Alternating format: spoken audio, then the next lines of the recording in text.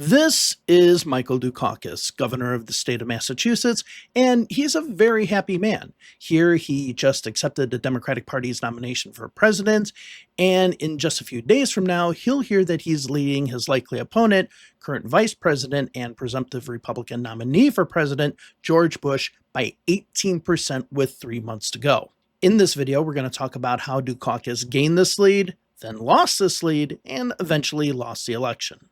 My name is Dave. Welcome to Election History, a channel focused on the history of elections, campaigns, political parties, candidates, and so on. If you like this kind of content, please subscribe and like the video. If you'd like to suggest a topic to talk about in the future, please put it down in the comments below, as I'm always looking for new topics to talk about. So first, let's go ahead and take a look at the state of the country in mid-1988. In politics in the United States, the economy was okay, but not exactly great. Ronald Reagan's economic policies saw steady growth, but people were starting to work more for less money.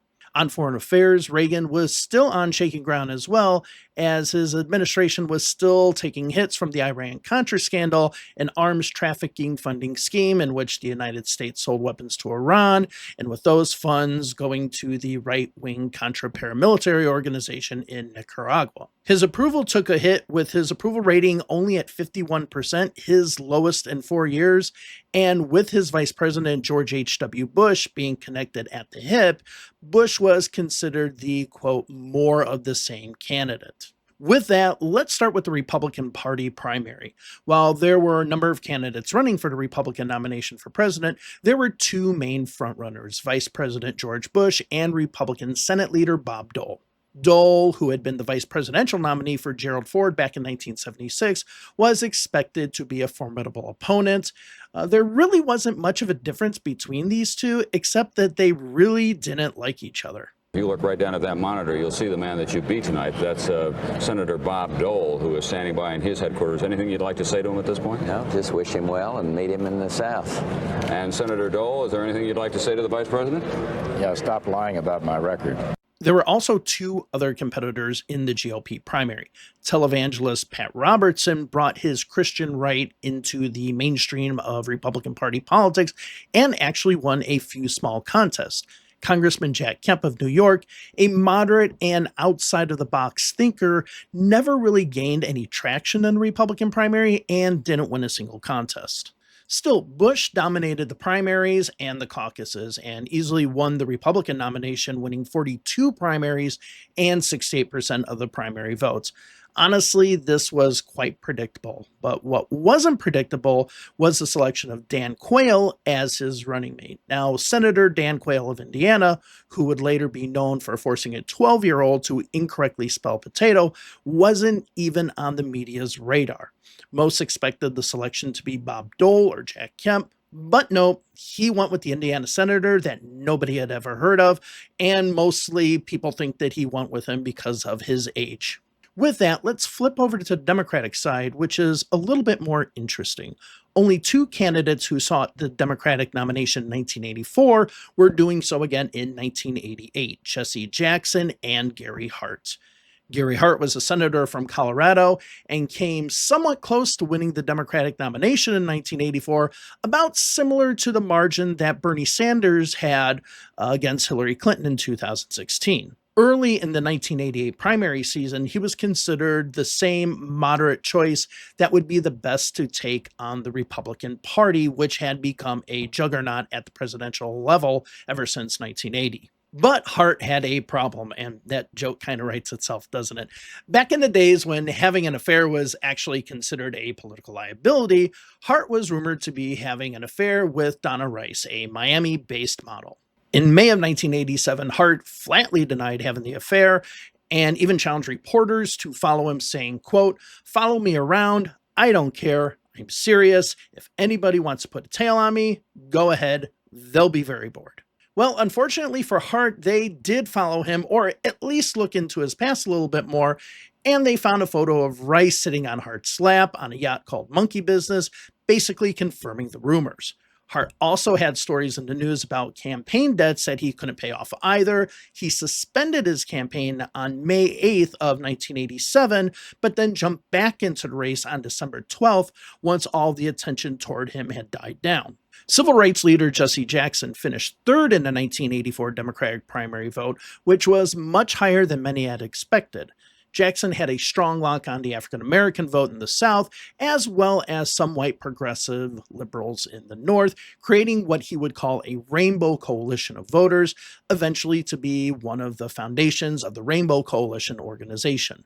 Not only did Jackson support civil rights issues, but was very progressive on other issues such as universal health care, the creation of a Palestinian state, the recognition of gay marriage, and supporting funding to help rural farmers. Farming issues that even the mainstream candidates weren't even talking about. But there are other Democrats that entered the 1988 Democratic primary as well. Among those were Tennessee Senator Al Gore, who really only had appeal amongst white Southerners and voters in Western states. He was seen as the middle-of-the-road candidate, and while his rhetoric was more moderate, he talked about issues that others were afraid to touch in a Democratic primary, like free trade and cutting taxes. He came from what was known as the Democratic Leadership Council, an organization which was one of the founders of the Third Way movement, a center-left ideology that would eventually go on to see candidates like Bill Clinton, Tony Blair, and Paul Keating take the reins in their respective countries. Another candidate was Richard Gephardt. The Missouri congressman had Midwest Union support, but had a difficult time explaining his previous opposition to abortion in the campaign, especially in a political climate where the abortion issue was dividing along partisan lines. Gephardt was strongly pro-life until he had a quote-unquote change of heart in 1987, coincidentally at the same time that he decided to run for president. Still, he did have strong support in the Midwest that could help him out in the early Midwestern primary states. Paul Simon, no, not that Paul Simon, was a U.S. Senator from Illinois. Easygoing and mild-mannered, he walked, talked, and looked like a turn-of-the-century populist politician. He was a strong supporter of New Deal politics and rejected the rightward turn that was happening in the party, with DLC leaders rising to prominence in the National Democratic Party. While he did support some conservative fiscal ideas like balancing the federal budget, he was also a strong supporter of social safety nets. Now we finally come to Michael Dukakis, who took a different approach to campaigning. Being the only governor in the race, he ran on the idea of look at my record instead of making his campaign about liberal or conservative issues. His main point was that he took Massachusetts from being in economic hardship to being more prosperous. Therefore, he was able to keep out of a lot of the dirty battles early in the primaries. Oh yeah, and Joe Biden ran as well, but dropped out because he was plagiarizing British Labour leader Neil Kinnock's speech, and former Governor Bruce Babbitt would run, but dropped out before the Iowa caucuses. Going into the Iowa caucuses, Gary Hart was considered the front runner, but would all the problems that he had to deal with before the primary season come back to haunt him? The national numbers look good, but could he perform well in his first test? Well, the answer was no. In the Iowa caucuses, Gary Hart finished sixth with only 1% of the delegates. Richard Gephardt won the caucus, with Paul Simon finishing second and Michael Dukakis a close third. It's thought that many of Dukakis' supporters were Hart voters that actually switched at the last minute. A week later in New Hampshire, Hart finished seventh with only 4% of the vote, but of course, with New Hampshire being the neighbor of Massachusetts, Michael Dukakis won, with both Simon and Gephardt doing quite well. But still, from this point on, Dukakis was in the driver's seat. Gephardt had only won South Dakota, and Simon only won his home state of Illinois, with both candidates dropping out in April.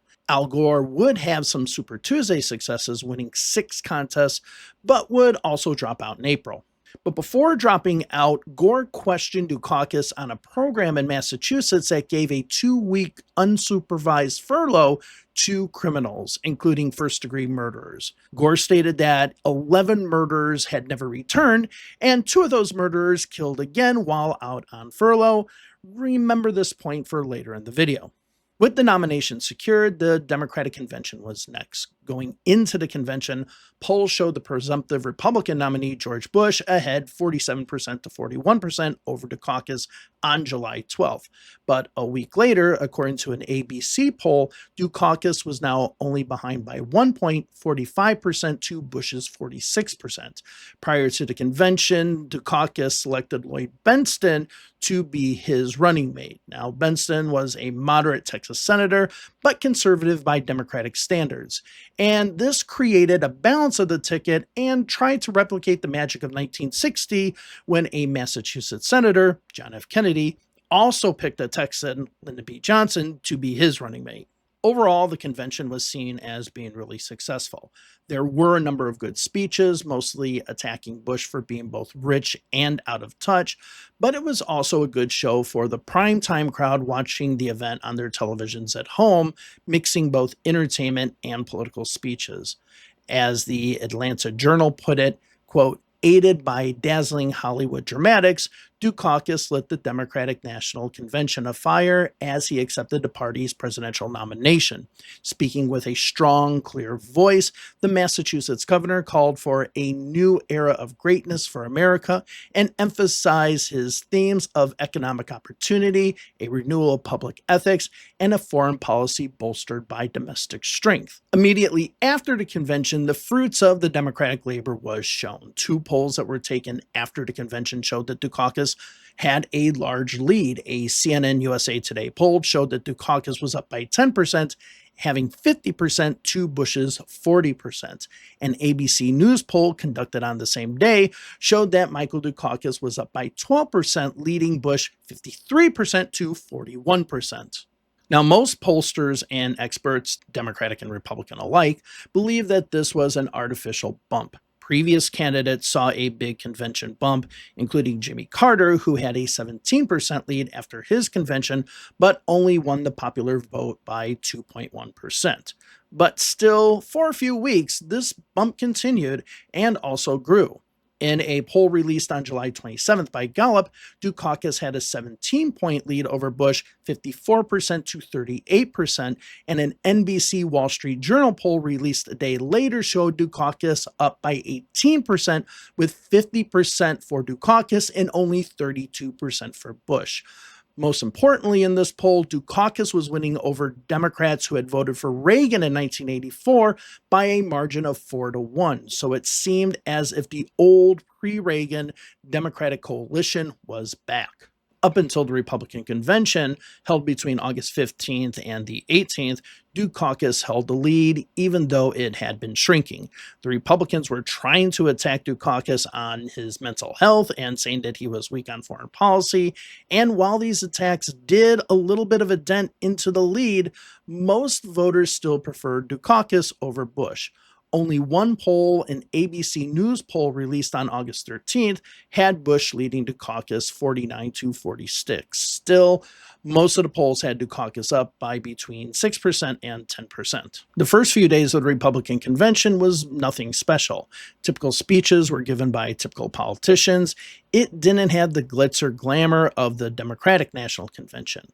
If anything, the news coming out of this convention was the selection of Dan Quayle as Bush's running mate, and what a horrible choice that was. Again, that's another video for another day. But on the last day of the convention, the day in which George Bush himself would speak, the first domino that would lead to Dukakis' demise would fall. But I will, and the Congress will push me to raise taxes, and I'll say no. And they'll push, and I'll say no. And they'll push again, and I'll say to them, read my lips. No new taxes.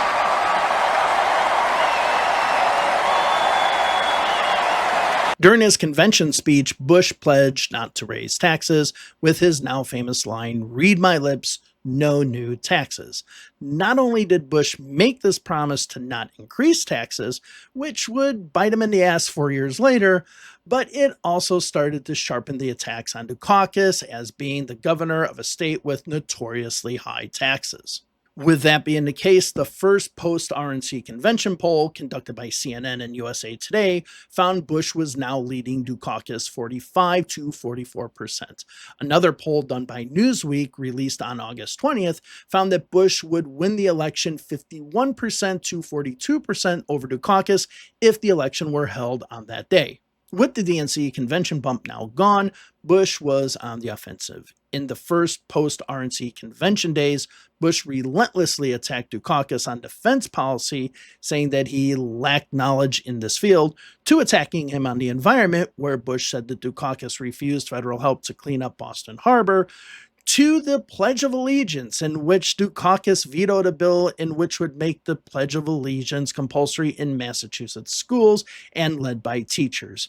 Interestingly, Dukakis decided not to respond to any of these attacks, saying 20 years later to U.S. News and World Report that, quote, "I made a deliberate decision not to respond to the Bush attack campaign, and it was just a terrible mistake. You cannot just let the other guy beat you up and remain silent. In retrospect, it was a dumb decision." For the Dukakis campaign, the polling numbers had gotten so bad that a poll released by the Boston Herald on September 1st showed that Bush and Dukakis were actually tied in Dukakis' home state of Massachusetts at 42%.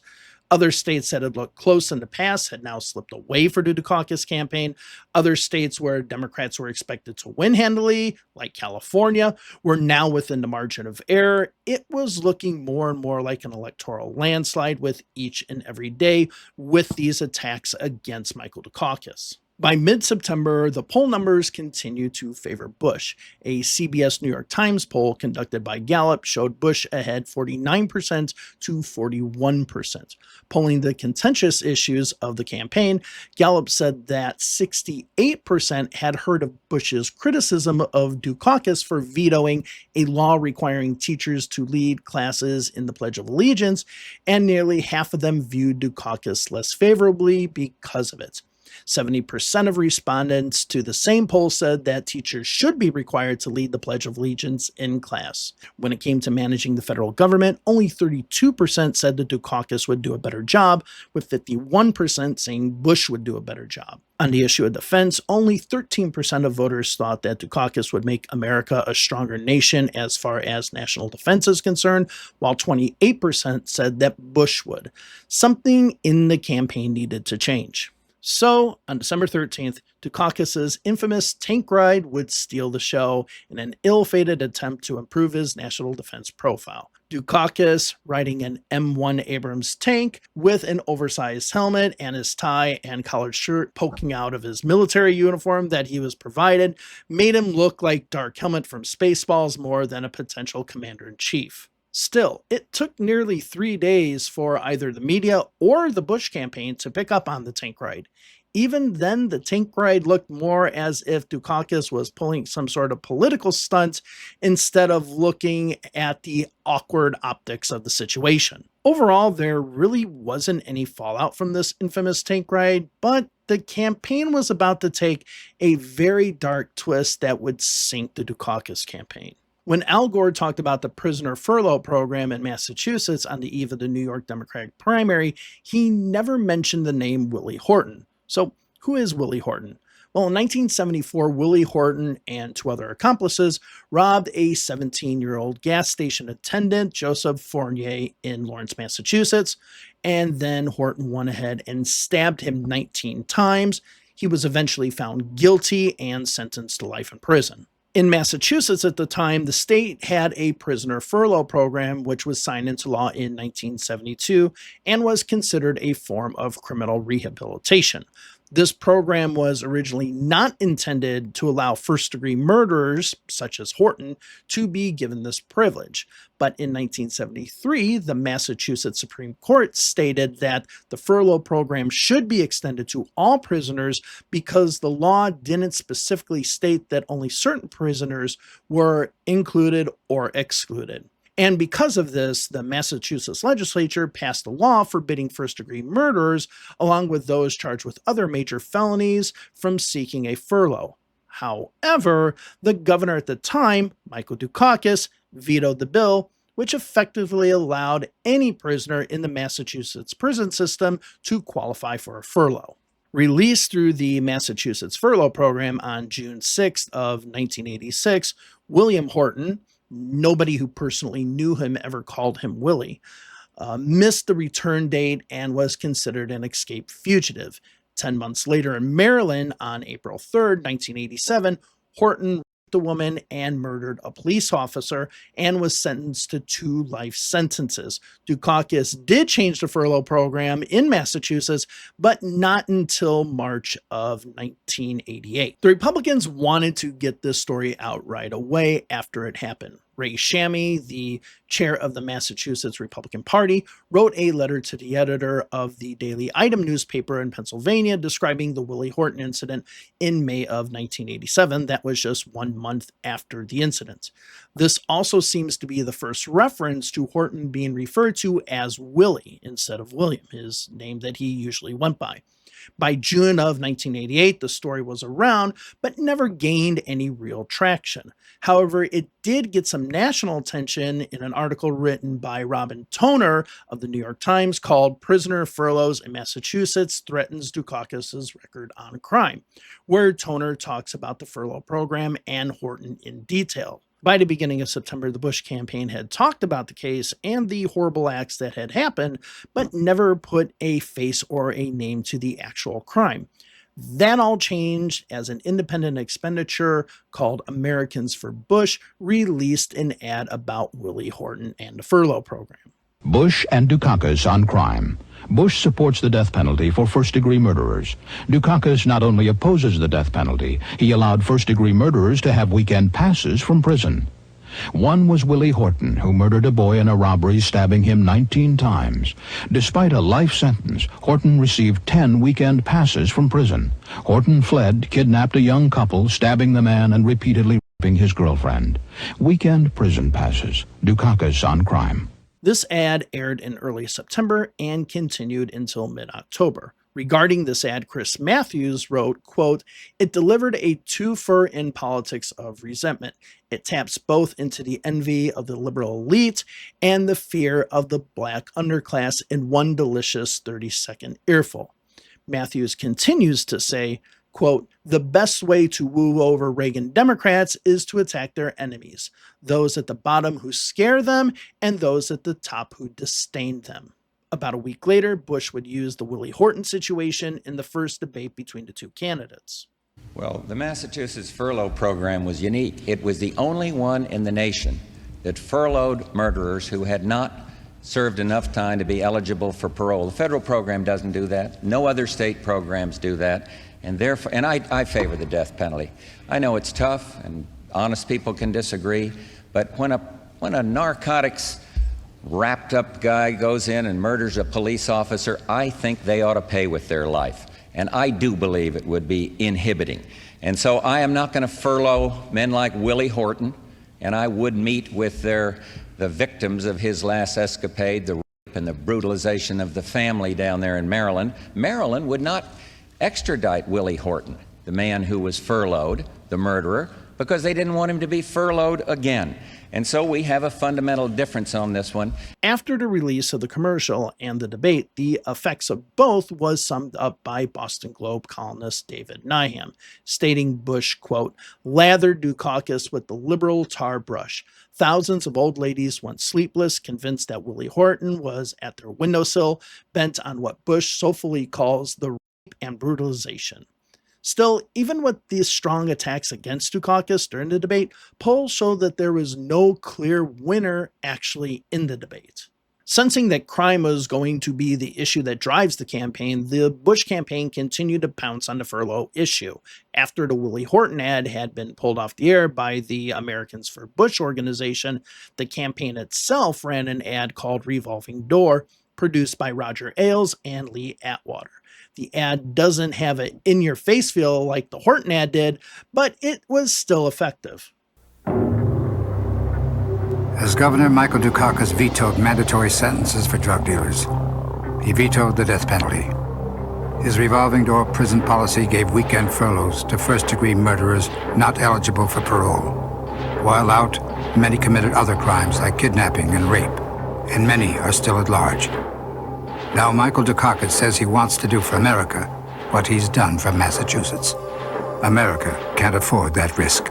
This ad was released on the night of the vice presidential debate between Lloyd Bentsen and Dan Quayle, and while the debate itself was uneventful, Bentsen did knock Dan Quayle to the ground. I have as much experience in the Congress as Jack Kennedy did when he sought the presidency.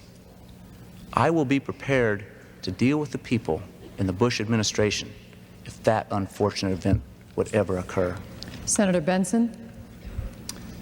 Senator, I served with Jack Kennedy. I knew Jack Kennedy. Jack Kennedy was a friend of mine. Senator, you're no Jack Kennedy.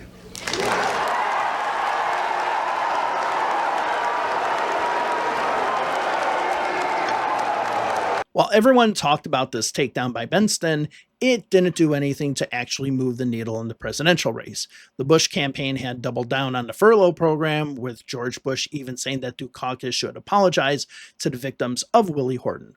But Dukakis' campaign was making its own unforced errors. For example, Dukakis made a speech at a foreign-owned factory in Missouri while criticizing foreign-owned factories. It was basically a case of Murphy's Law now, that no matter what the Dukakis campaign did, it was bound to turn out bad. And now we come to the final blow of the Dukakis campaign, which is the last presidential debate. Going into the October 13th debate in Los Angeles, Dukakis' campaign was in bad shape. An ABC News Washington Post poll done of nearly 10,000 likely voters throughout the United States showed that Bush was comfortably leading in 21 states with 220 electoral votes, while Michael Dukakis was only comfortably leading in 3 states with 30 electoral votes. Included in Bush's quote-unquote strong states were New Jersey and Texas, both states that Dukakis' campaign knew they needed to get to 270. It's at this point the race seemed to be over, but the final nail in the coffin would be hammered in by CNN's Bernard Shaw in the first question of the last presidential debate. By agreement between the candidates, the first question goes to Governor Dukakis. You have 2 minutes to respond. Governor, if Kitty Dukakis were raped and murdered, would you favor an irrevocable death penalty for the killer? No, I don't, Bernard, and I think you know that I've opposed the death penalty during all of my life. I don't see any evidence that it's a deterrent, and I think there are better and more effective ways to deal with violent crime. We've done so in my own state, and it's one of the reasons why we have had the biggest drop in crime of any industrial state in America, why we have the lowest murder rate of any industrial state in America. Susan Estrich, Dukakis' campaign manager, said in 2016, quote, "It was very clear after that first question we were going into freefall." In an instant ABC poll conducted after the debate, voters said that Bush won the debate over Dukakis 49% to 33%. An LA Times poll had the number at 47% to 26% for Bush. As far as the presidential horse race, the LA Times showed that Bush was leading Dukakis nationwide 52% to 42%, with a CBS survey showing Bush winning 54% to 43%. Unlike the other debate, which saw no clear winner, many saw Bush as the clear winner of this debate, or it might be more accurately said that maybe Dukakis was the loser. Oh, and remember that tank situation we talked about earlier? The Bush campaign put a clip of that PR stunt into a new commercial, which was released on October 18th, talking about how weak Dukakis was on national defense. Michael Dukakis has opposed virtually every defense system we developed. He opposed new aircraft carriers. He opposed anti-satellite weapons. He opposed 4 missile systems, including the Pershing II missile deployment. Dukakis opposed the stealth bomber and a ground emergency warning system against nuclear attack. He even criticized our rescue mission to Grenada and our strike on Libya. And now he wants to be our commander-in-chief. America can't afford that risk. For those who claim that the Dukakis in a tank video destroyed the campaign, it really didn't. Nobody really remembered the tank by this time, and the video of the tank wasn't actually put on the air until it was released in the commercial. By this time, all the damage from the other commercials and the debate performances had already been done. This was just rubbing salt into the wounds of the Dukakis campaign. Throughout the rest of the election, Dukakis wouldn't lead in another single poll. In most polls, he would be outside of the margin of error. In a CBS News poll released 1 week before the election, Bush was ahead by 12%, 53% to 41%. Another poll done by ABC News and the Washington Post showed Bush up by 13%, winning 55% of the vote to Dukakis' 42%. Another poll by ABC News showed Bush leading by 7% in California, a must-win state for the Dukakis campaign. Essentially, the election was over. By 9:20 Eastern Time on Election Day, ABC projected that George Herbert Walker Bush was elected the 41st President of the United States. No other presidential election has been called so early since. George Bush would go on to be elected president, breaking his promise not to raise taxes and lose in an electoral landslide to Bill Clinton in 1992. Dan Quayle would go on to tell a 12-year-old student that he spelled potato wrong. Lloyd Bentsen would go on to be the Secretary of the Treasury under Bill Clinton. And Michael Dukakis would go on to finish his term as governor of Massachusetts and then work as a professor at a number of universities and involved with local politics in Massachusetts. He never had any national prominence after this election. And with that, we have the 1988 presidential election and how Michael Dukakis blew an 18-point lead and lost the election. And as I mentioned, it was pretty much an artificial lead, but it is something that is pointed out even today. And I want to thank you all very much for watching the video. If you did like this video, please give it a thumbs up. Please subscribe to the channel and hit the little bell to be notified of any new videos that come out. And also, if you have any ideas for videos or what you'd like to hear about, please put them in the comments below. Thank you all very much for watching the video, and I will see you in the next one.